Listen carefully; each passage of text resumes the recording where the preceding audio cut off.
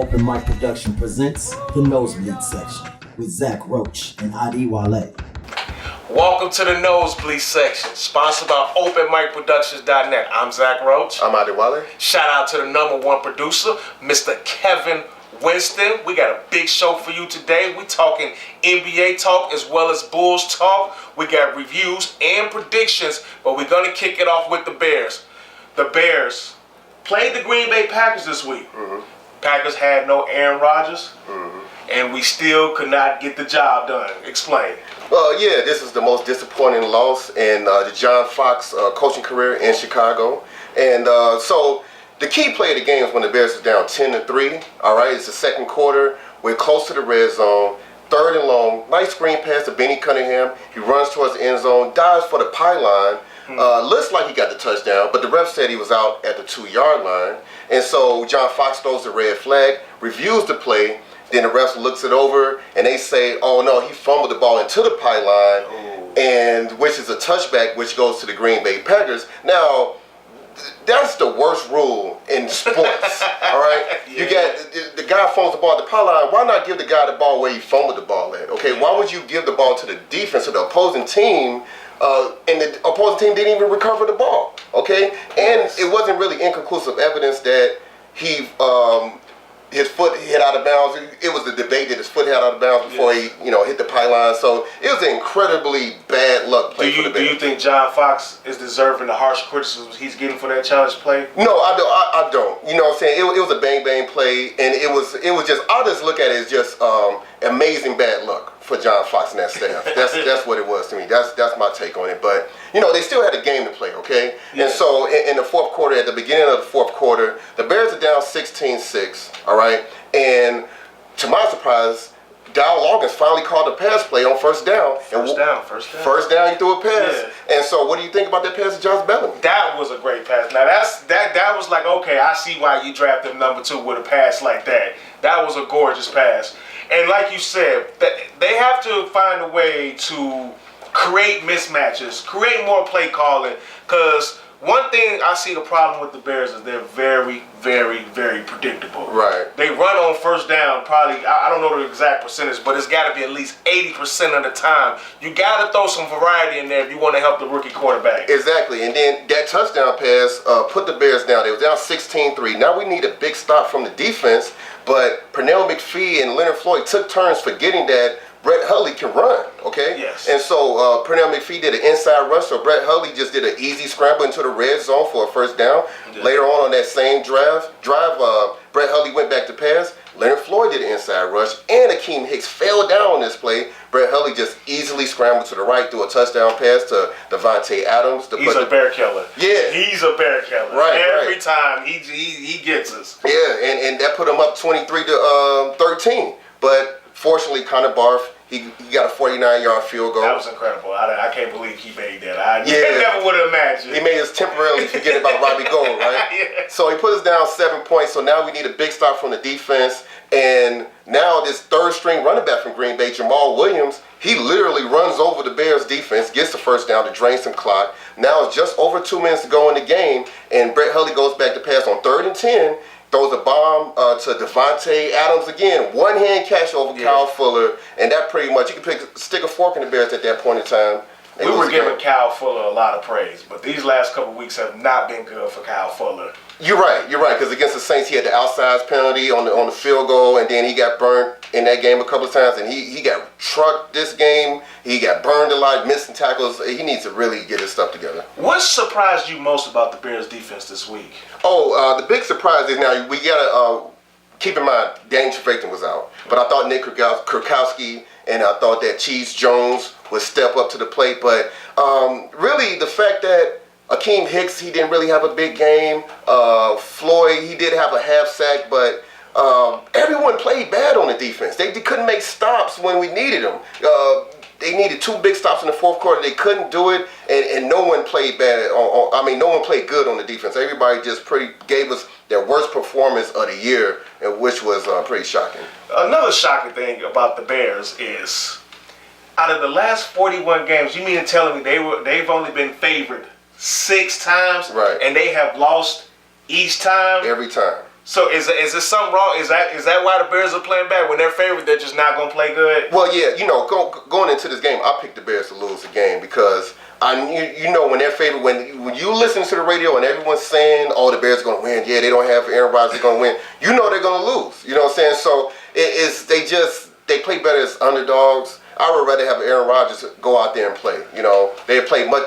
Last year when they played the Bears at Soldier Field against Green Bay with Aaron Rodgers, the Bears was very close to winning that game. Absolutely. Once again, we go back to it every week, though. It's about the development of Mitch Trubisky right now. Right. So through 5 games, what do you see as weaknesses and what are his strengths you see so far? Well, no, he has a couple of weaknesses. All right. One of them is that he's not audibling at the line of scrimmage. He doesn't audible. Now, when you watch the Bears play Lions this week, you're gonna see Matt Stafford yell out audibles. Mariota, whatever, yelling out stuff and changing the play. Mitch Trubisky does not do that. I guess the coaching staff does not work on that in practice, okay? And then another thing is that he takes too many sacks. Absolutely. Okay? He takes too many sacks. I think he's afraid of throwing an interception. But he needs to learn how to just get out the pocket and throw the ball away rather than, don't just eat sacks, man. Throw the ball away if no one's open, all right? So that's his thing. Take too many sacks, and he doesn't know how to audible at the line of scrimmage. The one weakness I will say, I definitely agree with you on, he's holding the ball too long sometimes. Instead of just, like you said, make a decision and just go with it. Mm-hmm. He is holding the ball. John Fox. Mm-hmm. Will this be his last season with the Bears? Oh, well, that game they lost against the Packers, that's the end of the season. Season pretty much is kind of meaningless now. Now we're just trying to see who's going to be on the team next year. The playoffs is over with. That was a big game. You played against Aaron Rodgers' team and you lost. He's fired. He's gone. So the only way he can really save his job if they win out or something like that, something crazy, something miraculous, but that's not going to happen. So he's out of there. So he pretty much, and he had a lot of bad luck, this year when they called back. Jordan Howard had a 42-yard touchdown against the Vikings. They called it back for a weak holding call. Yeah. We lost that game. Zach Miller caught the touchdown against the Saints. Absolutely. They overturned it. Okay, and now you have the pylon play with Benny Cunningham. He had some bad luck. I kind of feel sorry for him for that reason, but he's out of there. John Fox is a solid coach. Yeah. I'm not going to sit up here and say he's not a good coach. But the one thing I think that's the downfall of his coaching is he's always been too conservative. That's right. One of the reasons why Denver got rid of him. And this is why the Bears might make a move on him, because if you look at how they playing Mitch right now and how we just talked about how they're so predictable. Right. He is the coach and he is the main cause of that. Mm-hmm. So you got to look at him. Right. Other big time games this week. And one game that we thought was going to be big, but then Sunday came around, they were playing, and there was no Zeke Elliott. Mm-hmm. The Cowboys versus the Falcons. What's your take on that? Well, yeah, they still had to play the game. They didn't have Zeke. Now, they're down 17-7 in the third quarter. Yeah. Their new kicker, Nugent, steps in for the injured Pro Bowl kicker, Dan Bailey. He misses an easy 38. Dan Bailey is one of the best kickers in the league. He is. He made the Pro Bowl the last 5-6 seasons. Right. And so this new kicker misses the field goal, and now Matty Ice gets the ball, throws a 35-yard pass to wide receiver Taylor Gabriel, which led to a touchdown by the tight end Hooper to put them up 24-7. That 10-point swing right there, Dallas couldn't recover from that. And they also, the left tackle, Tyron Smith was out. And Adrian Claiborne had the second most sacks in the NFL history. 6 sacks and 2 forced fumbles. Right. So that was just too much for the Cowboys to overcome in that game. Going forward for the Cowboys, how much of a struggle you think it's going to be for them not having Zeke Elliott? Oh, it's going to be a major struggle. The play action is going to be weak now that he's gone. Zeke is a big-time player. He always produces when he's out there. You can really count on him. And so it's unfortunate that he's out, and they can overcome. I think Dak Prescott is a Pro Bowl quarterback, so hopefully he can get some wins for him. Super Bowl contender, Minnesota Vikings. Right. Are we ready to put them there with Case Keenum playing quarterback right now? They pretty good beat down on the Redskins. The Redskins tried to make it a game, but they ended up beating the Redskins 38-31. What was your thoughts on that game? Oh yeah, it was close in the second quarter, but the Vikings blew it up. The guy Adam Thielen, he has 8 receptions. He's having a great season for Minnesota right now. Right, 166 yards, and so yeah, Case Keenum, Teddy Bridgewater is back, but Keenum is playing really good. He's playing really solid. So he's going to stick around there. They're about 7-2, so they're not going to, Bridgewater is back. No chance Bridgewater gets in the game right now. No, unless Case Keenum gets injured. So, yeah, Bridgewater will be on the bench. He'll be maybe he's the backup. We don't know if Sam Bradford's the backup, but we'll see. But the Vikings, yeah, they're on fire. The Vikings are definitely on fire. The Redskins were playing some teams tough, but they're having a hard time winning games. Yeah. The Saints, the hottest team in the NFL, 7 straight victories. Right. Absolutely demolished the Buffalo Bills. Just when we thought Buffalo was for real, Right. they showed us why they are still the Buffalo Bills. What's your thoughts on that game? Yeah, Buffalo came to the game undefeated at home. This is the first game for the Calvin Benjamin, the former wide receiver for the Panthers that they traded for. He's going to play, and everyone was hyped. But the Saints only had a 7-3 lead in the second quarter, but a touchdown by Mark Ingram, then another touchdown by their rookie third-round pick from Tennessee, Alvin Kamara, put them up 24-3 in the third quarter, and the Saints never looked back. Alvin Kamara and Mark Ingram combined for 237 yards rushing and 4 touchdowns. And they totally blew them out this game, 47-10. All right, and looks like the Buffalo Bills, they're in the longest playoff drought in American professional sports. Haven't made the playoffs since the 1999 regular season, and it looks like they're going to keep it going because they just got blown out back-to-back games. Yes, the Saints have Drew Brees at quarterback, but they are playing smash-mouth football right now, and they are just taking it 2 teams right now. Tyrod Taylor got benched. What's your thoughts on that? Yeah, I think that, they got blown out the last 2 times, but I think they should have stuck with the guy. They start off 5-2, right? So, I say stick with them and just go ahead. Is it a panic move, you think? Yeah, I think it was a panic move. They're going with the rookie Peterman, right? He's a 5th-round pick from Pittsburgh. He's a solid guy, but they should have stuck with Tyrod Taylor until they was eliminated from the playoffs, then put the rookie in. Yeah, I think you should have let him bounce back. You got to be careful because you could lose a locker room like that. When we come back, we're gonna talk NBA talk and Chicago Bulls talk. You're watching the NoseBleed Section on OpenMicProductions.net. Hey, I don't want no problems, and I'm sure you don't either. So what I think you should do is go to OpenMicProduction.net.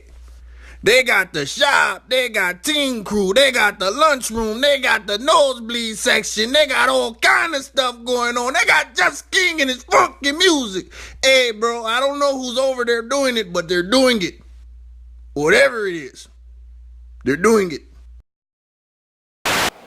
Welcome back to the NoseBleed Section, sponsored by OpenMicProduction.net. I'm Zach Roach. I'm Adi Wale. Shout out to the #1 producer, Mr. Kevin Winston.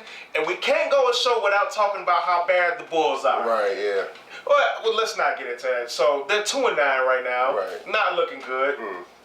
Anything positive that you can say about the Bulls? Okay, well, positive, I just want to say that I have hope that they can win more than 9 games and not set the NBA record for the least amount of wins in the season. Yeah. All right, but you got marketing. You got him. We talked about him before. Yeah. Bobby Portis is back. He's been playing solid. He's coming back, giving some energy. Yeah. So it's tough, man. It's tough. This is a very low point in Bulls history. This is a very, very low point in Bulls history. So it's hard to get excited about anything. I know the Bulls are rebuilding. We get it. So when you're rebuilding, you're gonna have some long seasons. You're gonna have some losing nights. But when you're rebuilding, you want to see the team be competitive. Right. And you want to see the players developing. That's the main thing. You want to see players get better while they're rebuilding. Do you trust Fred Hoiberg with the Bulls' young talent in developing them? No, not at all. I think these young players, anybody's gonna play for the Bulls, they gotta teach themselves. Yeah. They gotta learn from their own experience. They got to go in the gym and work really hard because the coach, he's like a recreational coach. He wants them to just go out there and just shoot threes, jack up shots, and just play run and gun. And he doesn't really coach. He doesn't have really good plays. So he just got guys that stand on the 3-point line ready to just shoot threes and shoot bricks or whatever. So it's bad. Hopefully, I lost hope that John Paxson and the guys would fire him because they fired Thibodeau and they went with Fred Hoiberg, and so they just want to stick with him. They're really stubborn, but we stuck with Hoiberg. We just hoping for like these young guys to just be so good that they can overcome their horrible coach. Absolutely, I don't trust it at all. I feel like I don't even like the way, even though marketing is still putting up numbers, he's still scoring.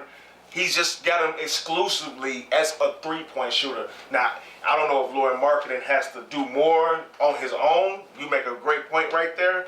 But as far as like a coach, like I don't see them drawing up no plays for him. He can come off screens. He don't shoot no 2-pointers. Right. That scares me right there. So Yeah. I just don't like if the Bulls are gonna be bad, they're gonna have a number 1 pick or a top 5 pick, and you're gonna get another stud player. I don't want them to stunt their growth. Right. Now I tell you whose growth is not being stunted right now. That's Mr. Ben Simmons and Joel Embiid. Now, I'm looking around the NBA landscape right now. You got Golden State, you got Cleveland. A lot of other teams is good. But could Ben Simmons and Joel Embiid be the next great combination in the NBA? Well, yeah, they have some competition with the Greek Freak, and if Jabari Parker can get healthy, and that'd be a nice combo for the future. And also Karl Anthony Towns and Andrew Wiggins. That'd be a nice competition for those guys, Ben Simmons and Embiid. Absolutely. I think Ben Simmons, and once Ben Simmons gets a jump shot, he's going to be unstoppable. He's already giving you 17.2 and 9.5 boards a game already. Right, and he's got about, 7 assists a game? And 7 assists. And Joel Embiid is getting you 20 and 10 already. Right. These are young guys. Very, very talented guys. And this team, I think they're going to be to reckon with. I do like the Wiggins and Towns combination. I think they're going to be good. The Greek Freak and whoever plays with him, because Yeah, right. He's averaging about 30 a game right now. whoever plays with them. So, but speaking of who's playing great, who's the early MVP right now? Very early in the season, who you liking right now? Okay, well, I'll try to pick someone other than LeBron James. To me, he's the best player in the NBA. Absolutely. But since, Houston Rockets, they're tied for the best record in the Western Conference, so I'm going James Harden. He's averaging 30 points, 10 assists, 5 rebounds. James Harden, I'm going with the beard. It was a toss up between James Harden and the Greek Freak right now. I think, but James Harden, the way that Houston is winning and the numbers he's putting up, I mean the triple doubles. I agree with you. I got to go with James Harden. He's been phenomenal. James Harden has been phenomenal the last 3-4 years in the NBA. I mean he's been putting up some of the best numbers, and I still don't think he gets the credit he deserves. Right. Celtics, 13 in a row. Right. 13. Now I know it's the season. People don't like to take the regular season serious, especially in the East when you know LeBron James is with the Cavaliers. But do you give them any chance to come out the East this year, even without Gordon Hayward? Yeah, that's so disappointing that Gordon Hayward got hurt. But any chance, I'll give him a chance because you don't know how Isaiah Thomas is going to come back when he comes back from the injury. You don't know if Derrick Rose can stay healthy, and then you don't even know if he's back to the old Derrick Rose. We've been saying that for years. Like, is he going to get back to the way he was? So it looks like LeBron, if he does play the Celtics in the playoffs, he's going to have to average like 35 points, 10 rebounds, 10 assists. You know what I'm saying? Because you got D Wade, he's old, and J.R. Smith. So their team, I feel like they should have never traded Kyrie Irving to the Celtics. I feel like they should have kept him in Cleveland and let him be upset and mad. Just play mad and upset, be mad at LeBron. Y'all go out there and play. Forget it. You know what I'm saying? So I think their team took a downward, went on decline. They're going to be in the Eastern Conference Finals against Boston, but I just can't bet against LeBron James, though. It's hard to bet against LeBron. Yeah. But I do like what Boston's doing. Their young players are really playing good.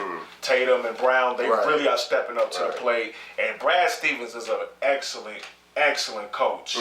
So I'm really curious to see how that plays out. I think Boston do have a chance because I think Cleveland got some old legs on that team, and they've been playing a lot of basketball. It's going to be young versus old. And when they play them in the playoffs, it's going to be young versus old. And it's all about if Cleveland going to be able to get their legs. If Cleveland got their legs, I'd pick Cleveland. But if they start to get old and injury after injury keep piling up, they may be in trouble. But don't forget, Cleveland does have that that Brooklyn Nets draft pick. They can trade that for somebody. So don't be surprised if they do that. Let's talk more football. The Bears, we already got into the fact that they lost, but now they play a tough team. Right. Tough matchup. They coming off a 2-game winning streak. Detroit Lions. Right. Do we have any chance to beat the Lions? We know the Bears, they are in desperation mode. I feel like if the Bears, I already said that everybody's fired, you know what I'm saying? But they can save their job if they can beat the Lions at home. They have to win this game. This is a must win. Throw all the stats out the window. They got to do whatever they can to win this game because they lose this game, lose to the Packers at home without Aaron Rodgers, then go against Detroit Lions at home and lose against them, they're out of there. They might as well pack their bags. They might as well sell their house and everything, okay? So you know, Matthew Stafford is really good. All right, they have good receivers with Golden Tate and everybody, and Marvin Jones. But everybody else on the Lions team is mediocre. Okay, now the Bears offense to me, it stinks. All right, I don't expect anything from the Bears offense. Right. Okay, Dial Loggers and them guys, I done gave up on them this season. But the defense, all right, Akeem Hicks, Eddie Goldman, Floyd, McPhee, hopefully Dan Trevathan's back. All right, Eddie Jackson, where you been? We ain't seen you since Carolina Panthers. All right. Kyle Fuller, stop stinking up the joint. All right, you're about to be a free agent. Don't you want to get some money? All right, so we need these guys to step up. We need our defense to save us. We need our defense to save us. We need Connor Barth to make these field goals. But I'm picking the Lions, though. I think the Lions going to win because the Bears have not given me a reason to pick them. I think that Green Bay loss was just such a stinker. I just think it's finna put a stink on the rest of the season. So I think I expect the Bears defense to play better, right. But I feel like as the game goes on, Matthew Stafford will find his way against the Bears. And the key is for the Bears offensively, like you say, they do stink, but I want to see some creativity with the play calling on offense. Hopefully. We got to see some creativity. We got to see some They're not just going to run, pass? That's all they've been doing. Run, pass, punt, right? It's so easy to guard, but I'm picking the Lions as well. I got the Lions winning 25-12. Okay, how many points did you give the Lions? I gave the Lions 13 points. Yeah, I gave the Lions 14 confidence points. Yes. So absolutely. Another big game though. New England at Oakland. Okay. Now at the beginning of the season, we will. Me personally, I picked this to be the AFC Championship game. Right, me too. Yeah, same here. New England at Oakland, but unfortunately, Oakland things haven't gone as planned. Right. But they have a chance now to maybe turn their season around, but they got the New England Patriots who are on fire right now, doing what they do, coming to Oakland. Any chance for the Raiders to win this game? Yeah, they definitely have a chance. They're at home. They're desperate. They need this win. They still in the hunt for the playoffs and everything. So, but I just can't bet against the Patriots, man. I just can't do it. I tried it before and I got burned, man. I'm going with the Patriots. I'm giving the Patriots, how many points did I give them? 13 points. I gave them 13. Wow. Yeah, same here. It just feels like when you play the Patriots, and once the Patriots are grooving, it's like whatever you like doing, you can't do against them. Whatever your best player, if your best player is a wide receiver and he's been tearing it up, all of a sudden against the Patriots, he'll have like 2 catches and 10 yards. Right. I don't understand. They do a great coaching scheme over there, and they always find a way to win. When they go through a crisis, they get out of it really, really quick. I picked New England as well, and I gave them 10 confidence points. NFC East clash, one of the best rivalries in NFL football. Philly is going to Dallas. Right. Is there any chance that Dallas, without Zeke, without their left tackle, without Sean Lee, can beat Philly? Yeah, you know what? You just said the key words. You know, too many injuries, and then the Zeke suspension. I wanted to go with Dallas since they're at home. They're desperate. They're in the hunt for the playoffs. They need this win. Yes. But, you know, their left tackle, Tyron Smith, he may be out. Their middle linebacker, Pro Bowler Lee, Sean Lee, yes. right? He may be out. Their Pro Bowl kicker, all right, Dan Bailey, he may be out. It's just too many injuries, too many suspensions. And then you got Philadelphia. They're the hottest team in the NFL. They only have 1 loss. They're the best team in the NFL. You can't. I just can't pick them. I gave Philly 3 points. I gave Philadelphia 3 confidence points. I picked them. Philadelphia's on fire right now. Okay, Carson Wentz right now is NFL MVP. Right. Alshon Jeffries is playing great. Their defense, they're getting after the quarterback. This team is in full octane mode right now. Right. They are on fire. But with that being said, this is going to be the game where Dak Prescott shows the world that he is an elite quarterback without Zeke. I'm going to pick the Dallas Cowboys to upset the Philadelphia Eagles. That is my upset special as well. That's your upset special, all right. But yes, I'm going Dallas, and I gave Dallas 6 confidence points. Potential NFC Championship match. Now, we would have never said these 2 teams at the beginning of the year. Right. But it could be going this way. The Rams at the Vikings. The Rams they got an explosive offense. Jared Goff look like they're scoring everywhere. They're scoring so many points. Right. And the Vikings, they're playing total team football. Special teams, defense. They get you a little offense there sometimes. Right. What do you expect out of this game? Well, yeah, the Rams, I'm giving them all the respect and everything, but they did just blow out the Texans, who they lost to Deshaun Watson, they lost J.J. Watt, they lost Merciless, and I believe the previous week, I can't remember who they played, but they played somebody that was kind of weak and they blew them out, right? And so the Vikings gained a lot of respect for me by going to Washington and almost blowing out the Redskins before they made a comeback. But they got a lot of respect for me. They're at home. They have a really solid defense. Case Keenum has been playing well. I'm going with the Vikings. I gave the Minnesota Vikings, how many points did I get them, guys? I gave them 6 points. 6 confidence points against the Rams. And I just need to see, the Rams are doing good. I just need to see them beat a really good team. I haven't seen them beat a really good team in a while. They almost beat the Seahawks when Cooper Kupp, he dropped the touchdown pass, the rookie from the Rams, the wide receiver. And he dropped it. But I need to see them beat a really good team before I can really jump on their bandwagon. You can kind of say that about Minnesota too. Like they ran up on some situations where they got kind of the better. Yeah, they beat the Browns. They beat the Packers without Aaron Rodgers. So we can argue that for both teams. Right. But at the end of the day, it doesn't matter. Both teams are winning football games. They're both leading their divisions right now, 7-2. I think this is going to be a great matchup, but I really, really like the Rams. I picked the Rams in this game. I think offensively they're going to be able to score enough points, and I think they're going to be able to score where Minnesota might not be able to score and keep up the momentum. Even though Minnesota has a really good defense, but the Rams receivers, that Robert Woods, has really picked it up and took it to another level for the Rams, helping Todd Gurley out, and Jared Goff. We can't call him a bust no more. No, he's not a bust. He's the real deal. I gave the Rams 5 points. I told you my upset special. What's yours? I'm going Atlanta. They're going to the Seattle. I gave Atlanta 1 point, 1 confidence point in Seattle against the Seahawks to beat them. I just don't trust the Seahawks offensive line. Russell Wilson, I know he can turn to Superman, but eventually, that's going to come back to bite them. They got to protect the guy. And so I'm going Atlanta to beat them in Seattle. I understand that. Big time predictions. Almost through the season, little over halfway through the season. Who's your MVP so far? My MVP, well, at first it was Alex Smith, but they started to lose some games, things like that. So I'm gonna go with Carson Wentz, man. The guy is unbelievable. This team's 8-1, number 1 in the league. Carson Wentz all day. I agree. Carson Wentz lead the league in touchdown passes. Their team is 8-1. Is no debate for me. Right now, it's Carson Wentz. Now, it's still a long way to go during the season, but I'm going Carson Wentz. Right. Who's your defensive player of the year so far? Oh, man. Well, Everson Griffin from the Minnesota Vikings, all right? He has double-digit sacks, double-digit tackles for loss. He's a pretty good player for the Vikings. You see how the Redskins scored about 30 points on him, and he didn't play in that game last week against the Redskins, so he's very valuable on the defense. So I'm going Everson Griffin. Absolutely, I agree with you too. Minnesota defense has been really good, and he's been the anchor of it. They're 7-2. They're not a quarterback-driven team like the rest of these teams are, and he's a main reason why they're so good on defense. Exactly. Most surprising team. Most surprising team, New Orleans Saints. All right, they start off 0-2 for the season. They won 7 in a row, and that win in Buffalo, man. Buffalo was undefeated at home. They blew them out 47-10.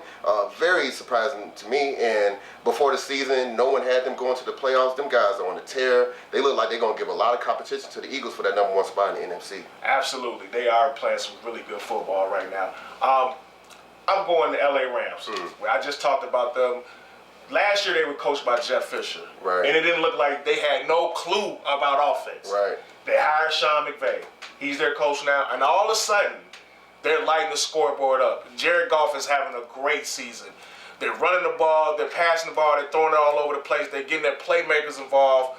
Right now, the Rams are the most surprising team to me at 7-2, and with a chance to make the playoffs and bring it back to LA, giving LA some hope, because LA fans don't go to the game unless you're winning. And they're bringing the fans out.